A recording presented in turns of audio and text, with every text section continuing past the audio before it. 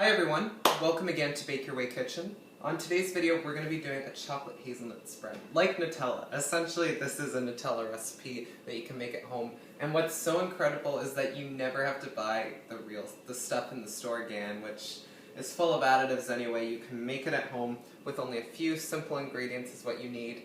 Obviously hazelnuts being a primary component, so you'll need to pick up some hazelnuts.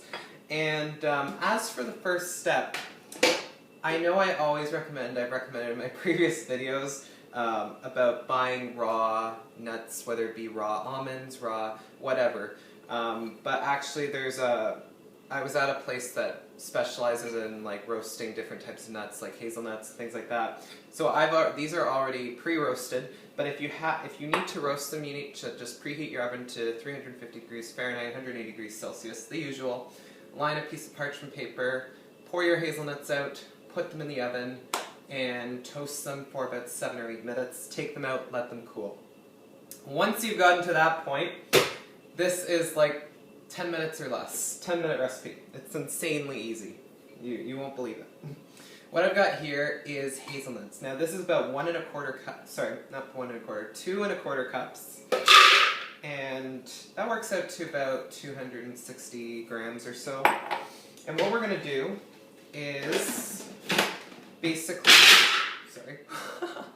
what we're going to do is let the food processor run for about 5 or 6 minutes, and what we're looking for is for the oils to release and the hazelnut to form a paste, like a nut butter, essentially. We're essentially making a hazelnut nut butter before we add in our remaining ingredients. So I'll show you what that looks like after a few minutes.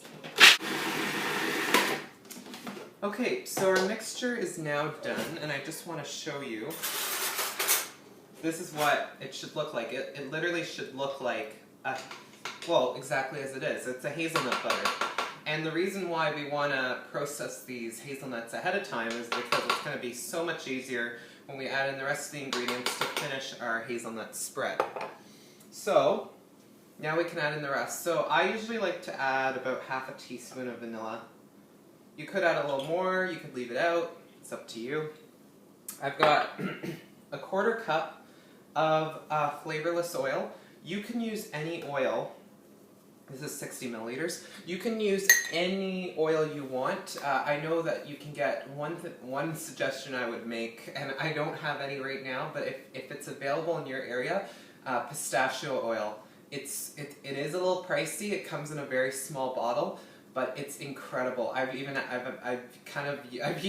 in a very expensive recipe of brownies. I did pistachio oil as the main fat base instead of butter, and they were so good.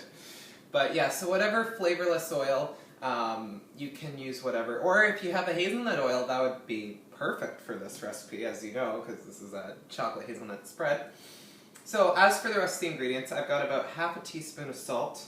I've got about a half a teaspoon of espresso powder. You know me, chocolate and espresso powder. It has to happen. And then what we've got here is about 45 grams of cocoa powder. This is unsweetened cocoa powder. You could use Dutch or the regular, whatever you'd like. And then I've also got some powdered sugar here.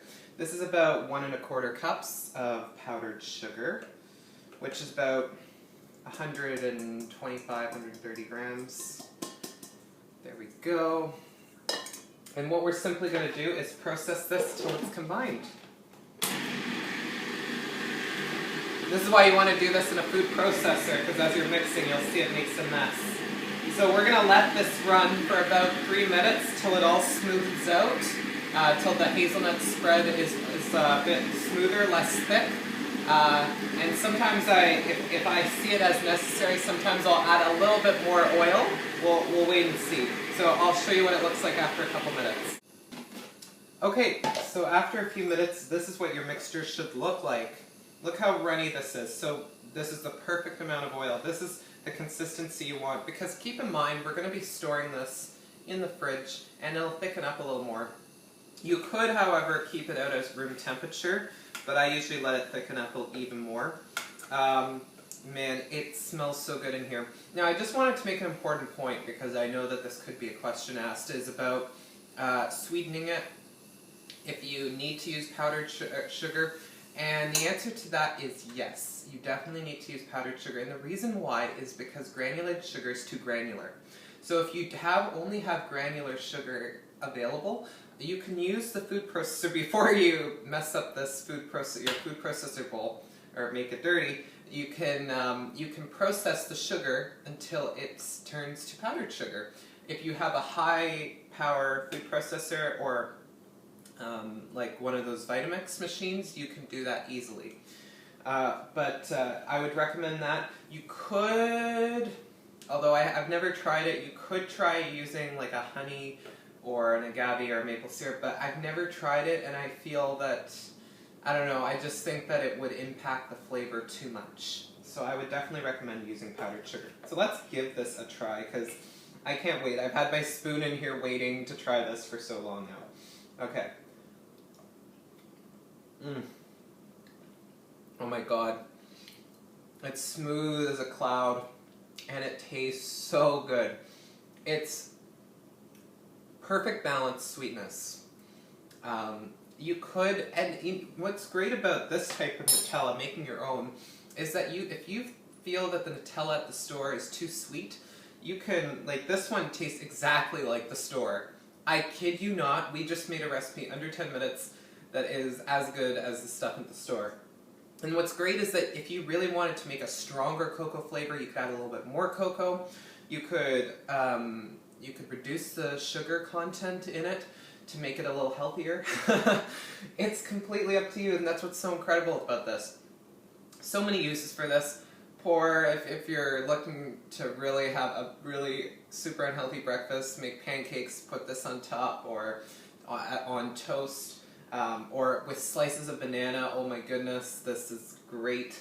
So many uses for this, and it stores for quite a while, and as you see, so easy to make, very few ingredients. Full recipe details at bakery.com. I hope you enjoyed this video, and I'll see you next time.